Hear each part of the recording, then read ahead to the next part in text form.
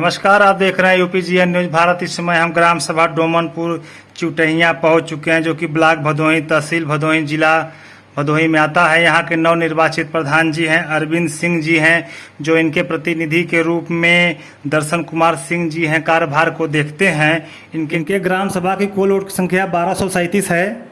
900 के लगभग इनके बूथ पे वोट 2021 के पंचायती राज के चुनाव पे पड़ा था। 600 वोट ग्राम सभा के लोगों ने इनको देकर काफ़ी अच्छे वोटों से चुनाव जिताया, जो कि ब्लॉक में माने जाने वाले ग्राम सभा में 600 वोट पाने वाले प्रधान जी अरविंद सिंह जी हैं। तो काफ़ी अच्छे वोटों से चुनाव जीते। इनकी लोकप्रियता ग्राम सभा में काफ़ी अच्छी है। प्रतिवर्ष गरीबों के भोजन का कार्यक्रम भी अरविंद सिंह जो प्रधान जी हैं यहाँ के, गरीबों के भोजन के लिए कुछ न कुछ कार्यक्रम करते रहते हैं, जो गरीबों को भोजन करा सके। इनके ग्राम सभा में लोकप्रियता काफ़ी अच्छी है। शादी विवाह के विशेष सहयोग भी किया जाता है। कई रूपों में ये सहयोग के रूप में माने जाते हैं और सहयोग करते भी रहते हैं गरीबों के लिए। लगभग इनके ग्राम सभा में जो वोट की संख्या जो बूथ पे पड़ा, काफ़ी अच्छे वोटों से चुनाव जिताए। जो यहाँ के प्रतिनिधि के रूप में जो दर्शन कुमार सिंह हैं, आइए इनसे हम खास विकास के मुद्दों बातें करते हैं। प्रधान जी नमस्कार, आपका यूपीजीएन न्यूज भारत में स्वागत है। प्रधान जी, आपको ग्राम सभा के लोगों ने 600 वोट देकर काफ़ी अच्छे वोटों से चुनाव जिताया। तो सर, आप ग्राम सभा के लोगों को क्या संदेश देंगे? सर्वप्रथम नमस्कार, मैं दर्शन कुमार सिंह, मैं सदस्य प्लानिंग एंड डेवलपमेंट कमेटी का आपका स्वागत करता हूं पूरे ग्राम सभा की ओर से। हम क्या कहते हैं, अपने नेता, अपने प्रधान अरविंद कुमार सिंह के सानिध्य में उनके मार्गदर्शन प्राप्त करते रहते हैं। ग्राम को लेके हमारी ये हम सर्वप्रथम पहली बार चुन के आए हुए हैं, तो हमारे काफी प्लानिंग्स हैं गांव को लेके, और उसमें हम अपनी योजनाओं को विभिन्न तरीके से आपके समक्ष प्रस्तुत करेंगे अभी जी। जैसे कि आप जानते हैं कि ग्राम सभा में 6 समितियां कार्य करती हैं। तो जब हम चुन के आए हैं, तो अभी तक क्या होता है, अमूमन समितियां अपने अधिकारों को नहीं जानती हैं। तो सबसे पहले हमने क्या किया है कि अपने ग्राम में हमने इन समितियों को मजबूती दी है जी। सभी समितियां अपने स्तर पर अपने तरीके से काम करती हैं। कोई भी एक समिति का किसी भी दूसरी समिति में हस्तक्षेप नहीं होता है। ये हमने पूर्ण रूप से ही निर्धारित कर लिया था पहले ही जी। उसके बाद हम अपने ग्राम को लेके अन्य तरीके से योजनाओं का है। जैसे कि मेरा मानना है कि एक ग्राम को आप यहाँ के लोगों से ही मजबूती दिलाई जा सकती है जी। तो उस चीज को मद्देनजर रखते हुए हमने विभिन्न तरीके की योजनाओं पे कार्यरत कर रहे हैं। जी। जैसा सर आप जानते हैं, अब 6 समिति बता रहे हैं, आप कार्य कर रहे हैं 6 समिति पे, और अच्छी चीजें हैं सर। आप गांव के विकास के लिए काफी प्लानिंग है आपके अंदर। तो सर, पूर्व के प्रधान के द्वारा जो भी कार्यक्रम किया गया, कार्यकाल में सर विकास किया गया, उसमें जो भी बाकी रह गया है सर, जैसे शौचालय मोदी जी ने दिया था ताकि गरीब जो बहन बेटियों को शौच के लिए बाहर जाया जाता है, तो आज तक किसी भी प्रधानमंत्री, कोई भी मुख्यमंत्री इतने बड़े पैमाने पर शौचालय ग्राम सभा में नहीं दिए थे। मोदी जी ने कहे थे कि हर एक घर घर शौचालय दिया जाए ताकि बहन बेटियों के लिए शौच के लिए बाहर न जाया जाए। तो आपके कार्यकाल में सर जो भी शौचालय बाकी है सर, उसको आप अपने कार्यकाल में कहाँ तक पूरा करेंगे? हमारा टारगेट है 0% क्या कहते हैं कि ओपन डेफिकेशन का। ओपन डेफिकेशन फ्री हम अपना गांव को टारगेट लेके चल रहे हैं, और जल्दी हम उसको अचीव कर लेंगे। हमने जो भी बाकी रह गए थे उनका नाम हमने पहले से पूर्ण रूप से ही हमने उनको वहां पे विभाग को सूचित कर दी जाए, उनकी सूची भेज दी गई है।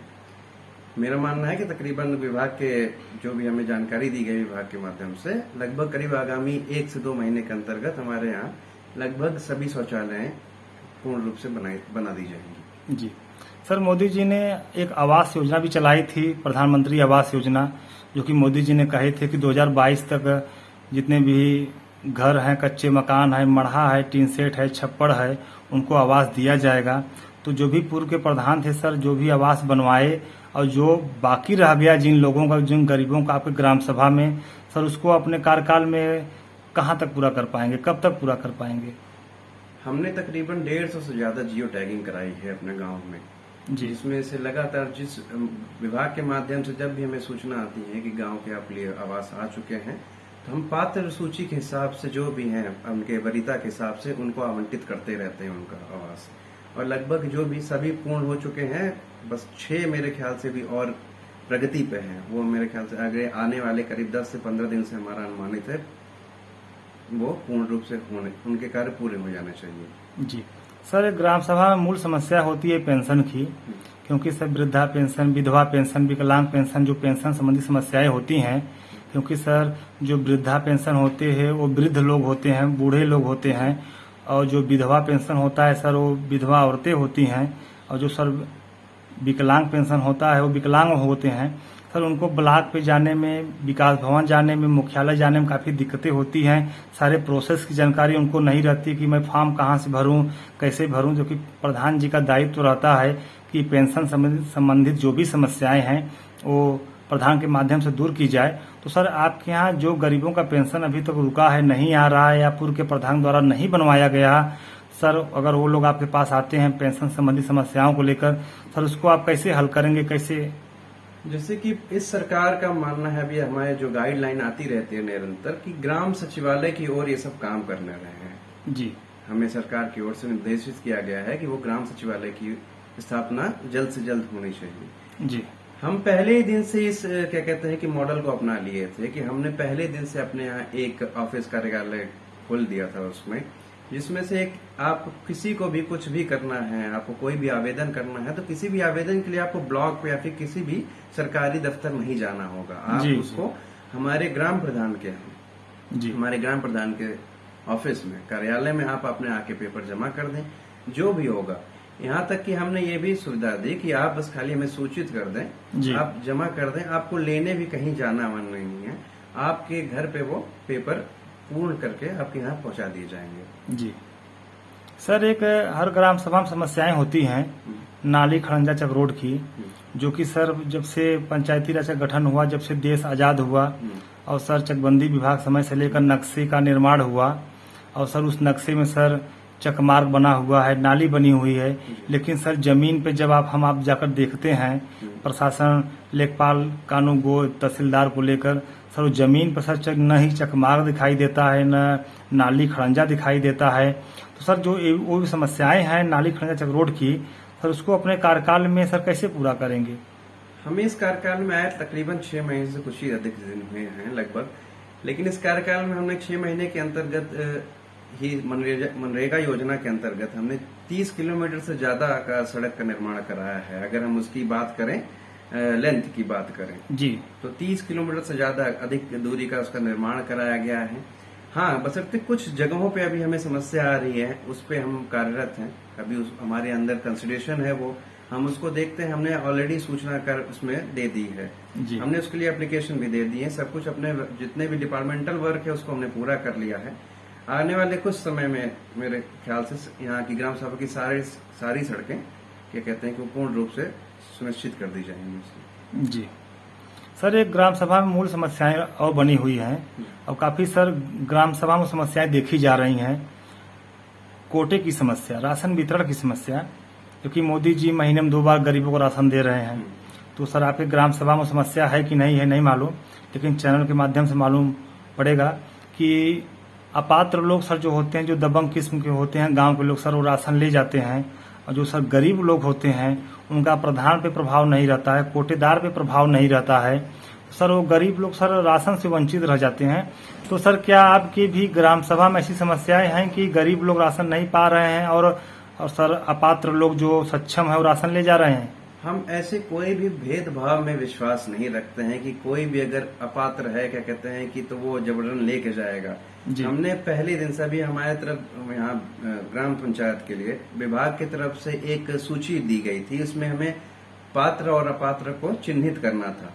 जी। हमने बिना किसी उसके लाग लपेट के, बिना किसी व्यक्तिगत उसके लाभ को देखते हुए, जी, बिना उसके राजनीतिकरण किए, जो भी अपात्र थे हमने उनको अपात्र घोषित करके भेज दिया गया है। वहाँ पे विभाग को सूचित कर दिया गया है कि ये अपात्र हैं उनकी सूची के हिसाब से। जो भी पात्र हैं हम ये हर मतलब मौके पे सुनिश्चित करते हैं कि व्यक्तिगत उसमें हम दिखा के मौजूदगी के साथ हम वहाँ पे सुनिश्चित करते हैं कि जितने भी पात्र लोग हैं उनको राशन वितरण किया जाए। हम ये करते ही क्या कहते हैं कि हम ये नहीं करते क्या कहते हैं कि घर पे बैठे रहेंगे और वो वहाँ पे राशन क्या कहते हैं कि बोल देंगे भैया ले लीजिए कर लीजिए कर। इस तरीके का कोई भी लाग लपेट किए बिना हम व्यक्तिगत वहाँ पे अपनी उपस्थिति दर्ज कराते हैं वितरण के समय, और हम उसको अपने दायरे में लेते हुए देखते हुए निगरानी करते हुए उनको हर एक व्यक्ति को लाभ पहुंचाते हैं। जी सर, एक ग्राम सभा में होती है समस्या गरीबों का सर स्वास्थ्य संबंधी समस्याएं होती हैं। जो गरीबों का एक्सीडेंट हो गया या बहुत बड़ी जटिल समस्याएं उनके अंदर आ गई रोग का, तो सर उनके इलाज के लिए सर मान लीजिए सर 2 लाख 3 लाख का खर्च आता है। तो इसके लिए सर मोदी जी योगी जी एक आयुष्मान भारत कार्ड का जो कार्ड बनवाते हैं ग्राम सभा में गरीबों का, जो सर आपके ग्राम सभा में जिसका कार्ड नहीं बना है, जो गरीब हैं उनको सर स्वास्थ्य की अगर आवश्यकता होती है, अगर सर वो आपके पास आते हैं सर उनका कार्ड कैसे बनेगा, मतलब क्या सिस्टम है इसका? देखिए, एक सर्वप्रथम इसमें हमें ये जानने बहुत बेहद जरूरी है कि हम कोई भी ग्राम प्रधान उसको आयुष्मान कार्ड बनवा नहीं सकता है। जो भी लाभार्थी हैं उनको वो दिला सकते हैं जी। हम किसी का नाम बस खाली क्या कहते हैं कि हम किसी के व्यक्तिगत नाम से वो बनवा नहीं सकते, क्योंकि वो पूर्णतः निर्धारित रूप से आता है विभाग से। जी जी। क्या कहते हैं सरकार की तरफ से 2011 का सेंसस बेस बनाते हैं उसको, उसी के हिसाब से वो आवंटित हुआ है बीपीएल वाला। हम निरंतर रूप से उसको चेक करते रहते हैं कि क्या कहते हैं कि जो भी पात्र है वहाँ पे आए हुए हैं सूची में, अगर उनका कार्ड जो नाम आया हुआ है और अगर बना नहीं हुआ है तो हम वहाँ पे ये सुनिश्चित करते हैं कि उनका कार्ड जल्द से जल्द बन जाए। बशर्ते प्लस स्वास्थ्य को देखते हुए कि हमने स्वास्थ्य समिति के अंतर्गत एक हमने पहल है खुद से अपना मुहिम चलाया है गांव में कि आशा को हम लोग से जुड़ते हुए हम क्या करते हैं कि उनका हमारी योजना ये है कि रेगुलर इंटरवल पे हर मतलब साप्ताहिक रूप मान लीजिए किस तरीके से हर एक व्यक्ति का हम लोग मेडिकल रीडिंग करने वाले हैं। बेसिक मेडिकल रीडिंग, जैसे कि हम उनको क्या कहते हैं कि ब्लड शुगर का है आपका जी, तो शुगर किट जो आता है पोर्टेबल आता है उसको हम रखते हैं। तो जो भी किसी भी क्या कहते हैं कि वो हम एक चार्ट तैयार करेंगे अपना व्यक्तिगत, इस पे हम लोग अपनी योजना में कार्यरत हैं। ज्यादा संभावित है कि अगले महीने से लागू हो जाना चाहिए। तो आशा के साथ जुड़ते हुए हमारी योजना ये है कि क्या कहते हैं कि हम उनको एक बीपी मशीन देंगे, प्रोवाइड करेंगे। तो ये एक हम चार्ट बनाएंगे जिसमें से हर एक व्यक्ति का आप निर्धारित करेंगे कि हर मतलब कि हम खंड में बांट देंगे अपने गांव को कि इस खंड का आज, इस खंड का उस दिन। तो लगभग करीब हर हफ्ते हम ये कोशिश करेंगे कि एक हफ्ते में 10 से 15 दिन ज्यादा से ज्यादा कि हर एक आदमी का एक जो बेसिक चेकअप होता है वो होना चाहिए। ताकि होता है क्या है कि अमूमन हम कई बार कार्य में व्यस्त रहने की वजह से जो छोटी छोटी कठिनाइयां आती हैं स्वास्थ्य में, लगा कि थोड़ा सा भी दर्द हो रहा है तो उसे हम इग्नोर कर देते हैं कि अच्छा ठीक है यार छोटा सा दर्द है हो जाएगा जी। लेकिन ये चीजें आगे चल के घातक साबित होती हैं। जैसे कि मानेंगे क्या कहते हैं कि अमूमन महिलाओं में देखा गया है कि वो अगर उनके क्या कहते हैं कि सीने में थोड़ा सा भी दर्द होता है तो लापरवाही से और प्लस अन्य किसी भी कारण से वो किसी को इग्नोर कर देती हैं कि ठीक है अच्छा छोटा सा दर्द है पेन किलर खा के। लेकिन फिर हम डेटा देखेंगे तो इतने ज्यादा मात्रा में डेटा इंक्रीज हो रहे हैं ब्रेस्ट कैंसर के केसेस। तो अगर हम प्रायोरिटी एकदम बेसिक लेवल पे अगर हम रेगुलर चेकअप करें तो शायद हम इसमें सहयोग कर सकते हैं कि अगर किसी में अनियमितता पाई गई रिपोर्ट में जी जी, अगर हम उसको महीने में अगर एनालिसिस करेंगे अपने रिपोर्ट का अपने स्तर में ग्राम पंचायत कार्यालय में हम उसको अपने और प्लस सरकार की तरफ से जो भी सरकारी डॉक्टरों के सहयोग लेंगे उनसे हम जी कि भैया उसका मेडिकल एनालिसिस हम जो कर सके रिपोर्ट का, अगर उसमें कुछ अनियमितता पाई जाती है तो हम शायद उसको हम एलिमिनेट करने की कोशिश कर सकते हैं। जी सर, एक जिले की समस्या है स्वास्थ्य संबंधित बातें हो रही है हमारी आपकी। जी जी सर, एक जिले अस्पताल की मुहिम आप देखते होंगे यूट्यूब पे, फेसबुक पे, सोशल मीडिया पे, पत्रकार बंधुओं के माध्यम से जिले अस्पताल की मांग उठती है। सर, आप गांव के मुखिया हैं, उनके प्रतिनिधि हैं, इसका मतलब सर उस पर आप 2 शब्द बात करेंगे, इसका मतलब 1337 लोग बात कर रहे हैं। तो सर जिला अस्पताल अधूरा बन के 20-22 सालों से छूटा हुआ है मुख्यालय पे, जिसे सर गरीबों को कभी रेफर किया जाता है बीएचयू, पीजीआई, सर गरीब लोग वहां सर पहुंचते पहुंचते मर जाते हैं, उनके पास पैसे नहीं रहती है प्राइवेट हॉस्पिटल में इलाज करने के लिए। तो सर आपका क्या विचार है सर, यह जिला अस्पताल सर जो अधूरा बन छूटा हुआ है सर बनना चाहिए कि नहीं बनना चाहिए? सर्वप्रथम है कि उसको हमें मूलभूत कारण जानने पड़ेंगे कि क्यों वो इस दशा में है। जी, जैसे कि स्वास्थ्य एक ऐसा संबंध एक ऐसा मुद्दा है कि जो भी अगर किसी के परिवार के ऊपर अगर वो घात करता है तो वो उसको इकोनॉमिकली बहुत ज्यादा पीछे ले जाता है। जी, तो मेरा मानना है कि हर ये जो स्वास्थ्य जितने भी इंफ्रास्ट्रक्चर है, चाहे अस्पताल हो चाहे जो भी हो, आप जैसे कि एम्बुलेंस है, जो सरकार सेवाएं देती हैं आपको, फ्री एम्बुलेंस सेवाएं, तो इसमें मेरा मानना यह है कि इनको जरूर ही मजबूती प्रदान करनी चाहिए जितनी जल्दी हो सके, क्योंकि स्वास्थ्य एक ऐसा है जो हमारे काफी हमको पीछे ले जाता है। और ये खाली गांव स्तर पे ही नहीं असर कर डालता, ये पूरे क्या कहते हैं कि आपके नेशनल लेवल पे जी। अगर कोई भी कारण से स्वास्थ्य अगर पीछे जाता है तो अमूमन है वो हमारे इसका रिसर्च में ये भी पाया गया है कि अगर स्वास्थ्य हमारे ऊपर इम्पैक्ट करता है तो वो कहीं ना कहीं हमारे जीडीपी को इम्पैक्ट करता है, जो कि हमारे प्रधानमंत्री, मौजूदा प्रधानमंत्री का क्या कहते हैं एक डेवलप्ड इंडियन इकोनॉमी देखने का जो सपना है वो कहीं ना कहीं उसमें बाधा पहुंचाता है। जी। तो हमारा मानना है कि ये जल्द से जल्द सरकार को जरूर संज्ञान में लेते हुए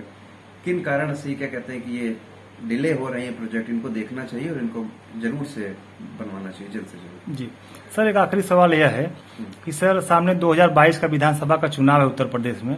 सर आप एक गांव के मुखिया हैं, प्रथम नागरिक हैं, ग्राम सभा के अध्यक्ष हैं, तो सर आप क्या सर किसी पार्टी में रुचि रखते हैं, संबंध रखते हैं? क्योंकि सर सभी पार्टियों की निगाह होती है कि प्रधान जी के माध्यम से ग्राम सभा की वोट निकलती है और ग्राम प्रधान जी इधर कहते हैं ग्राम सभा को लोग अधिक से अधिक लोग वोटिंग उसी पार्टी को कराते हैं। तो सर क्या आप किसी पार्टी से संबंध है, रुचि है, या किस पार्टी के साथ सरकार चाहते हैं आप? देखिए, हमारे लिए जो सर्वप्रथम है, हमारे लिए 1337 माफ कीजिएगा, वोटरों का हमारे लिए सबसे बड़ा उनका महत्व है। हमारे लिए जो भी सरकारें आती हैं जाती हैं, ये अपने अपने स्तर पे सब विकास के लिए काम करती हैं। तो मेरा जो मुख्य मानना है कि जो भी हमारे विकास में सहयोग करता है, जिनकी भी प्लानिंग अच्छी होती है, वो सरकार को जरूर रहना चाहिए।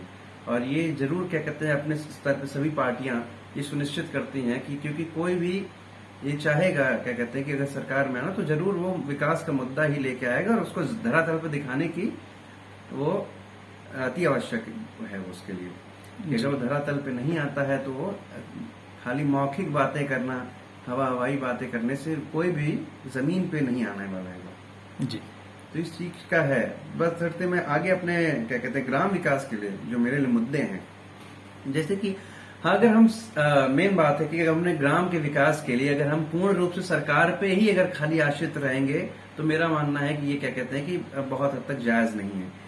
कारण क्या है कि सरकार के पास भी सीमित संसाधन है, आपको सरकार बहुत कुछ नहीं दे सकती है, आपको सेल्फ डिपेंडेंट बनना पड़ेगा। मेरा मानना है गांव को सेल्फ डिपेंडेंट ही इनका भविष्य है। जैसे कि हमने अपने गांव में पहल किया हुआ है कि आप जितने भी सेल्फ हेल्प ग्रुप हैं, समूह है, समिति महिलाएं के जो सेल्फ एसएचजीज जो हैं, इनको सरकार बहुत प्रोत्साहन देती है, सारी सरकारों ने दी है। इस सरकार में खासकर और भी मुख्य रूप से एसएचजीज को वो क्या कहते हैं कि प्रोत्साहन दिया जा रहा है।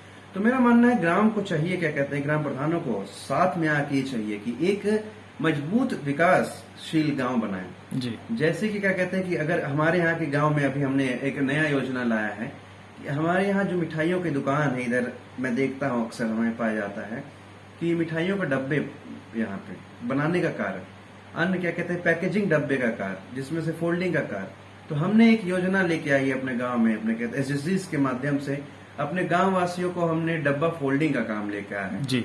लगभग करीब क्या कहते हैं कि वो डेवलपमेंट कमेटी के रिपोर्ट के हिसाब से हमारे गांव का है, जो उनका अगर माने तो लगभग करीब अगले महीने से ये लागू हो जाना चाहिए, ये डेवलपमेंट डब्बे के फोल्डिंग का।